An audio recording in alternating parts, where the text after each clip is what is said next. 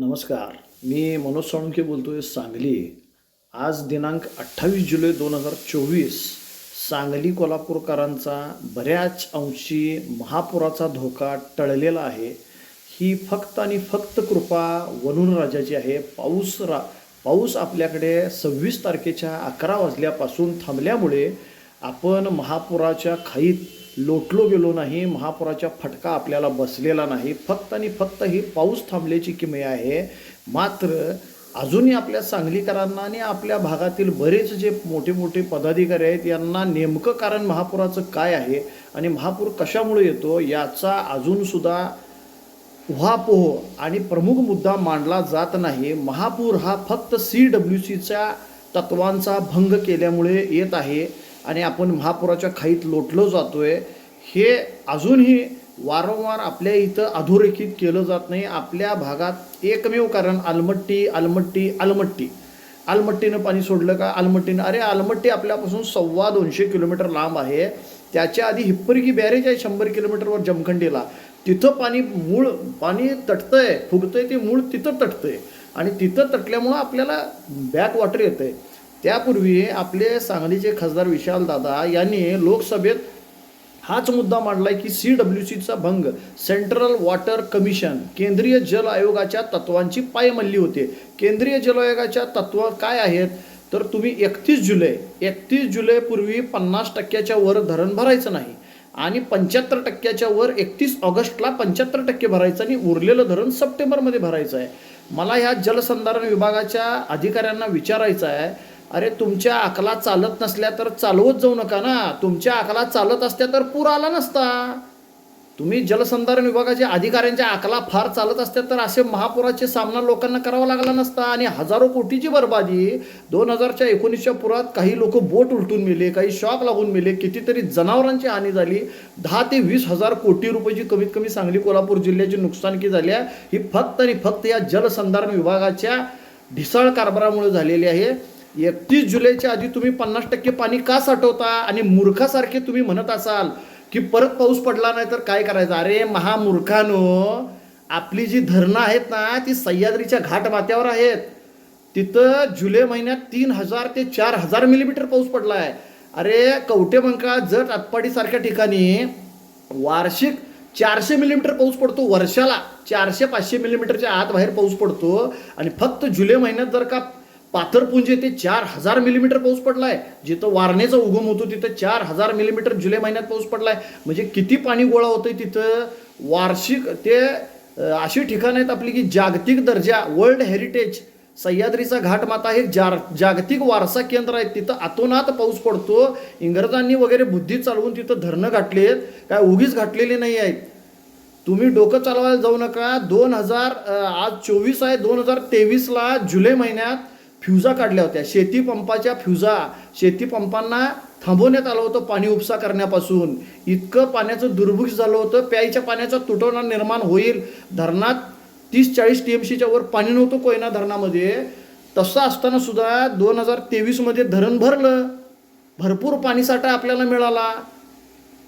इतकं पाण्याचं प्रमाण जुलैमध्ये पावसाचं कमी असताना कोयना धरण भरलंय आणि इतका पाऊस पडल्यावर जर का धरण भरणार नाही असं होणारच नाही. माझ्या मते धरणाच्या दुप्पट क्षमतेचं पाणी हे सोडून द्यावं लागतं. 105 TMCचं धरण असेल तर 100 TMCच्या वरचं पाणी सोडत असाल आपल्या धरणातनं तर तुम्ही हा अट्टहास का करताय की 31 जुलैच्या आधी 50%पेक्षा जास्त धरण भरायचं? तुम्ही फक्त एकच केंद्रीय जल आयोगाच्या तत्वाची अंमलबजावणी करा. मी 14 जूनला एक व्हिडिओ केला होता. 2024 14 जूनलाच, 1.5 महिन्यापूर्वी. नमस्कार, मी मनोज साळुंखे बोलतोय सांगली. आज तारीख 12 जून 2024. जसजसा पाऊस वाढायला लागला आहे आणि पावसाने फार उत्तम चांगली सुरुवात केलेली आहे आणि पावसाच्या या सुरुवातीवरून आमच्या सांगली कोल्हापूरकरांची धाकधूक वाढायला लागते. धाकधूक ही अशासाठी वाढते की आम्ही पूरग्रस्त भागात येतो. सांगली कोल्हापूर बहुतांश भाग सांगली आपली फार मोठ्या पुराचा तडाखा बसतो सांगलीला. त्यामुळं ह्या आत्ताचा पावसाचा जो अंदाज आहे, पावसाचं वातावरण आहे, यावरून असं दिसतंय की आपण सर्व पुराच्या तयारीत, पुराचा सामना करायच्या तयारीत राहावा. सांगलीकर नागरिकांनो, कोल्हापूरच्या नागरिकांनो सावध व्हा. आपल्याला शासन ऐनी वेळी मदत करेल न करेल, जेवढ्या प्रमाणात आपल्याला ह्या आजच्या पडणाऱ्या पावसाच्या अंदाजावरनं पूर येणार अशी गृहीत धरून तुम्ही तुमच्या पुढच्या योजना आखायला लागा. घरे भाड्याने घेणे, सामान शिफ्ट करायसाठी जागा बघणे, सामान वाहतूक करण्यासाठी यंत्रणा आपली आपली उभा करायच्या तयारीत राहावा. कारण हा जो पाटबंधारे विभाग आहे याला अचानक पाणी वाढल्यावर अचानक पाणी सोडून द्यायचं आणि शहरात पूर घुसवायचा. सांगली ही उथळ आहे. सांगलीच्या जवळ वारणा आणि पंचगंगा या दोन नद्या 15-20 किलोमीटरच्या टप्प्यामध्ये सांगलीला येऊन मिळतात आणि सांगलीच्या कृष्णेच्या पाण्याचा प्रवाह अडवतात. त्यामुळे सांगली ही बशीसारखी आहे. तिथं भरपूर प्रमाणात विस्तार पाण्याचा होतो आणि सांगलीकर नागरिकांना प्रचंड नुकसान सोसावं लागतं. त्यामुळे सांगलीकर नागरिकांनी आत्ताच अलर्ट व्हा. राष्ट्रीय जल आयोगाच्या तत्वानुसार 31 जुलैपर्यंत 50% धरणं भरता येत नाहीत. 50%च्या वर धरण भरायचं नाही. पण आपली धरणं ही 16, 17, 18, 19 ते 25 जुलैपर्यंत पूर्ण भरून टाकतात. 31 जुलैला 50% आणि 31 ऑगस्टला 75%.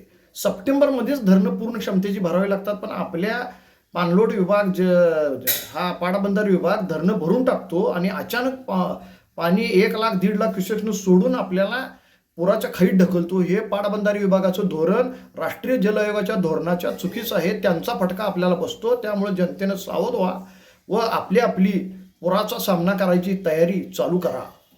प्रमाण जास्त दिसतंय आणि पुराची शक्यता आहे.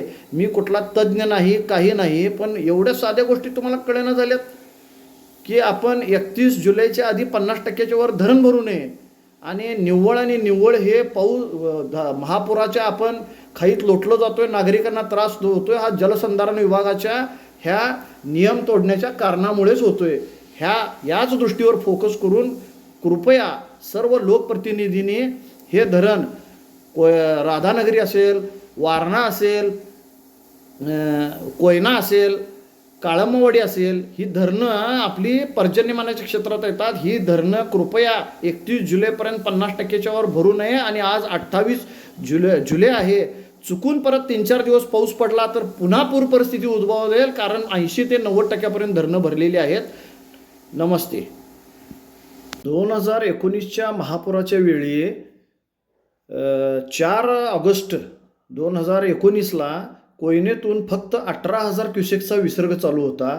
तोच विसर्ग 7-8 ऑगस्टपर्यंत 1,40,000 वर नेला आणि धरणाच्या बाहेरील पडलेले पाणी 83,000 क्युसेक्स असे आयर्विन पुलाखालून 2,40,000 क्युसेक्स पाणी वाहत असल्यामुळे सांगलीची पूर पातळी ही 57 फूट 6 इंचावर पोचली.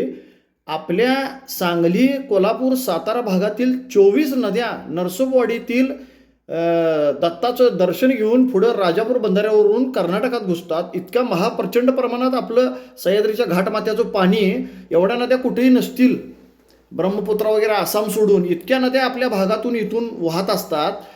आपल्या भागात पावसाच्या पाण्याची सह्याद्री घाटमाथ्याची उपलब्ध भरपूर आहे. अजून सुद्धा जर का तुम्ही बघितलं तर बीड भागातली, संभाजीनगर भागातली धरणं 40%च्या वर भरलेली नाहीत.